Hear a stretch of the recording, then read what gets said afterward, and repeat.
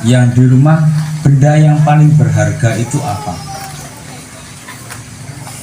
Motor, mobil, emas batangan,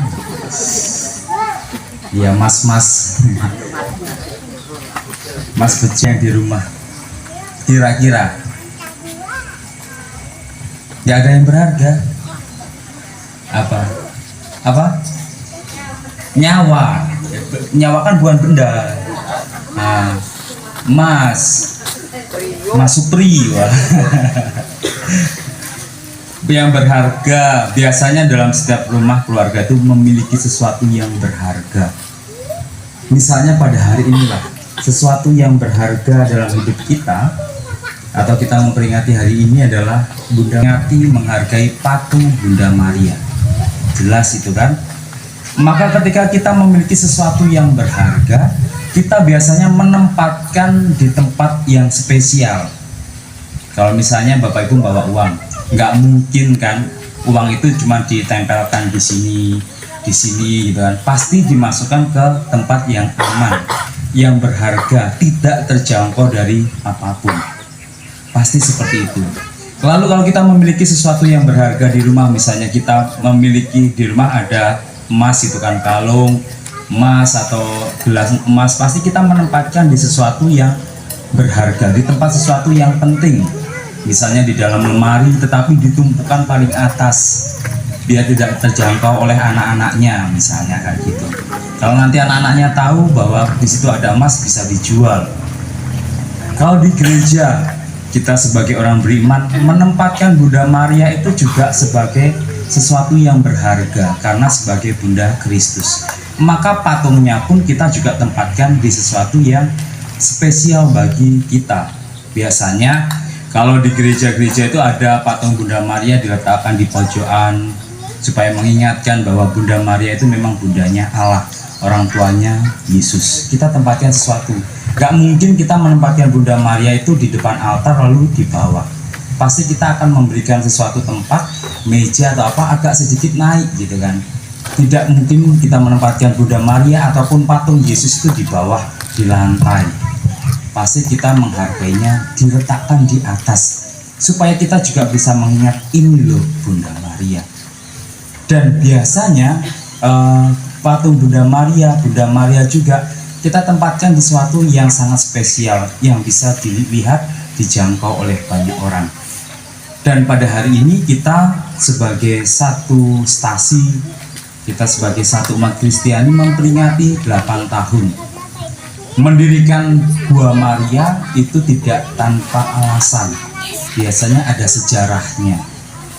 Kalau misalnya kita mendengar Gua Maria yang paling terkenal, misalnya di Lourdes di Prancis, di Lourdes gitu kan, kita mengenalnya kan ada lagi di Lourdes di Gua gitu kan. Kalau bahasanya itu kan di Lourdes, maksudnya bahasa sana di Lourdes itu kita mengenal bahwa Bunda Maria diperingati, dihargai di sana, dihormati karena ada penampakan tentang Bunda Maria. Atau di Fatima di Portugal dibuat Gua Maria karena ada 3 anak yang mengalami penampakan Bunda Maria. Kalau di Indonesia penampakan yang terkenal itu di Sendang Sono, di mana orang setempat mengalami penampakan. Di dalam gua itu ada sosok Bunda Maria, bahkan diyakini bahwa air sendang itu mengalir dari air mata patung Bunda Maria itu. Maka dibangunlah Gua Maria supaya apa? Orang itu mengenal sejarah dan orang itu menempatkan Bunda Maria itu sebagai salah satu penolong, salah satu penjembatan bagi doa-doa kita kepada Tuhan. Dan itu yang diharapkan, maksudnya itu yang dihargai. Bahkan kadang-kala Gua Maria atau patung Bunda Maria di sesuatu tempat tertentu memiliki mukjizat-mukjizat yang terjadi di luar akal kita. Kalau misalnya di Laverna Gua Maria Padang Bulan itu, di sana terkenal ketika ada orang yang bertahun-tahun tidak punya anak gitu kan, datang ke sana berdoa, berdevosi. Ada yang percaya karena ada namanya iman, ada yang percaya akhirnya dapat juga anak. Dikenal seperti itu. Beberapa tempat, misalnya Gua Maria di Sendang Sono, ingin mengalami supaya awet muda gitu kan. Banyak orang datang ke air sendang di gua berdoa lalu minum air sendang sebanyak-banyaknya, nanti awet muda katanya kayak gitu. Jadi ada sesuatu yang melatar belakangi gimana sebagaimana gua itu terbentuk dan terbangun. Kalau di tempat kita ini kira-kira apa yang membuat akhirnya terjadi atau terbangun Gua Maria Ratu Rosario? Karena ada vision, penampakan, atau memang di tempat ini sudah ada mukjizat? Kira-kira Bapak Ibu yang di sini 8 tahun lebih pasti kan setiap kali berdoa ke sini ketika ada permasalahan. Dan biasanya Gua Maria itu patungnya atau Gua Maria, banyak orang yang mengalami keluh kesah hidupnya datang kepada Bunda Maria, datang berdoa di depan Bunda Maria di Gua Maria.